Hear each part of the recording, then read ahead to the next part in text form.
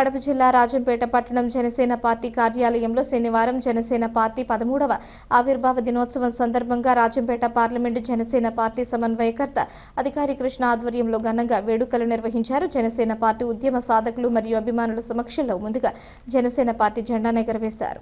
అనంతరం కార్యాలయంలో అందరి సమక్షంలో ఆనందంగా ఈ కార్యక్రమం నిర్వహించారు. ఈ సందర్భంగా అధికారి కృష్ణ మాట్లాడుతూ ప్రజల ఆశయాలతో పెరిగిన ఒక ఉద్యమం ఇప్పుడు అది కోట్లాది మంది నమ్మకంగా మారిందని, జనసేన లేకుండా తెలుగు రాష్ట్రాల రాజకీయాల కథ పూర్తి కాదని, ఇప్పుడు జనసేన పార్టీ ఒక ప్రజ్వలన ప్రకాశిస్తూ ప్రపంచంలో పరిభ్రమించిందని, మహోన్నత ఆశయ సాధన కోసం నిజాయితీ నీడలో మన నాయకుడు పవన్ కళ్యాణ్ గారి అడుగు జాడలో మనమందరం మమేకమవుదామని తెలిపారు. జై పవన్ కళ్యాణ్, జై జై పవన్ కళ్యాణ్.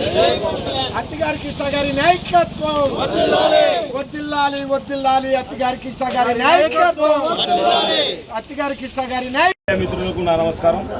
ఈరోజు పార్టీ ఆవిర్భావ దినోత్సవం. జనసేన పార్టీ 12 సంవత్సరాలు ముగించుకొని 13వ సంవత్సరం అడుగుపెట్టిన రోజు. చాలా రోజులు మా పార్టీ దాదాపు 10 సంవత్సరాలు కష్టంగా పార్టీని నడపాల్సి వచ్చింది. ఎందుకంటే పవన్ కళ్యాణ్ అంటే వ్యక్తి ప్రజలకు తెలిసేదానికి దాదాపు 10 సంవత్సరాలు పట్టింది. 10 సంవత్సరాల తర్వాత పవన్ కళ్యాణ్ అంటే ఏంది అని ప్రజలకు తెలిసి ఆయనకు సరైన గౌరవం ఇచ్చినారు. ఆ గౌరవం కూడా ఇలాగ ఇయ్యలేదు.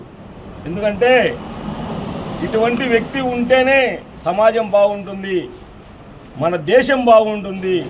ప్రతి ఒక్కరూ చిన్న సన్నకారి రైతులు కానీ పేద ప్రజలు కానీ అందరికీ మేలు జరుగుతుందనే ఆలోచనతో ప్రజలు తండోపతండాలుగా ఆయన ఎంటపడి మేము ఉన్నామని ఆయన ఎంటపడినారు. ఎందుకంటే ఆయన కష్టము 10 సంవత్సరాలు చూసిన తర్వాత ప్రజలకు ఈ పవన్ కళ్యాణ్ వ్యక్తి మనందరికీ అవసరమని ప్రజలు మేల్కొన్నారు. అదే జరుగుతోంది. ఈరోజు గవర్నమెంట్ వచ్చి మన ప్రభుత్వం ఏర్పాటై కూటమి ప్రభుత్వం ఏర్పాటై 2 సంవత్సరాలు అవుతుంది, దాదాపు 2 సంవత్సరాలు అవుతుంది. ఈరోజు కూడా పవన్ కళ్యాణ్ గారు రూపాయి ఇంట్లోంచి పెట్టి పార్టీని నడుపుతున్నాడు. ఫస్ట్ సినిమాలు తీయకూడదు అనుకున్నాడు ఆయన రాజకీయంగా ఈ పార్టీ వచ్చిన తర్వాత. కానీ ఆయన ఆలోచన సినిమాలు తీయకపోతే నా పార్టీని నడిపేదానికి డబ్బులు ఎక్కడి నుంచి తేవాలా, తప్పుడు దోవలో మనము డబ్బు సంపాదిస్తే మనము ఇంకా మిగతా రాజకీయ నాయకులకు సంబంధం ఏమి, వాళ్ళలాగే మనం కూడా తయారవుతాం కదా అనే ఆలోచన ఆయనకు ఉంది. అందుకోసమే పార్టీలో ఎప్పుడు మీటింగ్ జరిగినా కూడా ఎప్పుడు ముఖ్య నాయకులతో ఆయన మాట్లాడినప్పుడు కూడా జాగ్రత్తగా ప్రజలకు సేవే మార్గం, మనము ప్రజలకు మేలు జరగాలని ఆలోచించండి. కానీ మన సొంత సులభాల కోసం మీరు పాటుపడద్దని పదే చెప్తుంటాడు.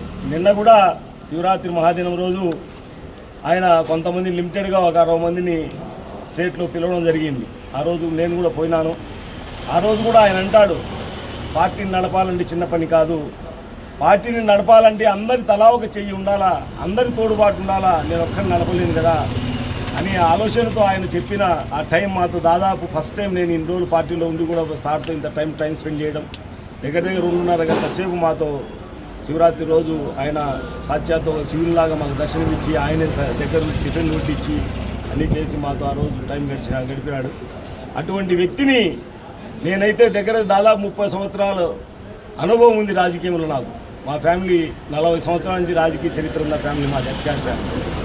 మా అన్న అత్తిగారు వెంకటయ్య గారు ఈ మధ్యనే లాస్ట్ 1.5-2 months బ్యాక్ స్వర్గస్థులైనారు. ఆయన అడుగుజాడల్లో వెనకలు నడిచేవాడిని నేను. నాకు కూడా తెలుసు రాజకీయం అంటే ఏందని. 30 సంవత్సరాల నుంచి అన్నతో వెనకమ్మని చూసేవాడు నేను. అటువంటి రాజకీయ నాయకుడిని నేను ఇంతవరకు చూడలేదు. దగ్గరుండి చూసినోనికి పవన్ కళ్యాణ్ అంటే ఏంటి తెలుస్తుంది. అటువంటి వ్యక్తి మన పవన్ కళ్యాణ్ గారు. ఈరోజు ఎక్కడ పోయినా కూడా పవన్ కళ్యాణ్ గారికి ఒక సపరేట్గా ఒక సీఎంకి ఇచ్చే హోదా కంటే ఎక్కువ హోదా ఇస్తే ఆయన ఆయన్ను గౌరవిస్తున్నారు. మొన్న మదురైలో ఒక హిందుత్వ మీటింగ్ జరిగింది, సనాతన ధర్మ మీటింగ్. ఆ మీటింగ్కి వెళ్తే ఆ రోజు నిజంగా ప్రజారాజ్యం టైం పెట్టినప్పుడు చిరంజీవి స్టార్ట్ చేసినప్పుడు అప్పుడు చూసిన ఆ జనాన్ని, దాని తర్వాత మొన్న మదురైలో చూసిన, ఎక్కడ చూసినా కూడా జనాలు. ఒక సముద్రం చూస్తే అంటే మనకు నీళ్ళు కనపడదు, అలాగే జనాలు కనపడుతున్నారు. ఎందుకంటే మేము జనసేన జెండా కట్టుకొని ఒక 18 వెహికల్స్ ఇక్కడి నుంచి మేము పోయినాం. అక్కడికి పోతే ఎక్కడ పోయినా టోల్ గేట్లు మా జెండా చూస్తాను ఆటోమేటిక్గా మామూలుగా వీవీఐపీ వెహికల్స్ వచ్చే టోల్ గేట్లు గేట్లు ఎత్తేస్తాను. ఎక్కడ చూసినా పవన్ కళ్యాణ్ గారు వచ్చారా అని దండం పెడుతున్నారు. అంటే అటువంటి వ్యక్తి పవన్ కళ్యాణ్ గారు. ఆ రోజు ఆ మీటింగ్ నిజంగా నేనైతే మన ఆంధ్ర కంటే ఇక్కడే ఎక్కువ బలం ఉంది తమిళనాడులోని మేము ఆ రోజు ఆలోచించాం.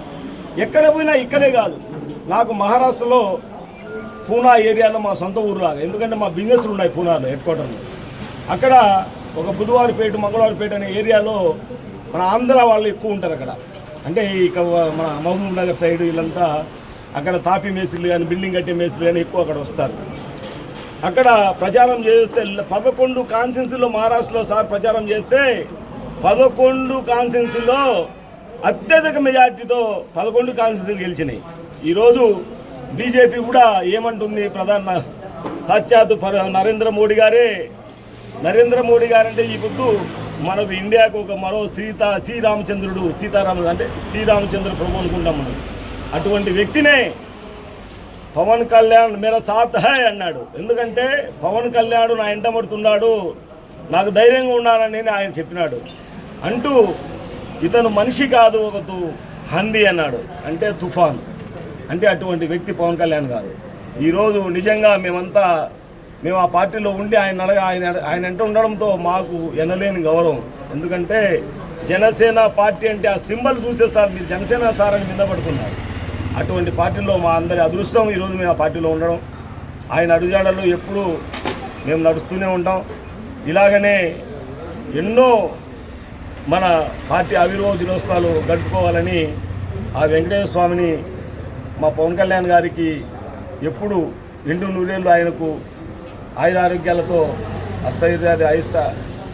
ఆరోగ్యాలతో ఆయన్ను కాపాడాలని సాక్షాత్ వెంకటేశ్వర స్వామిని కోరుకుంటున్నాం. జై జనసేన, జై పవన్ కళ్యాణ్.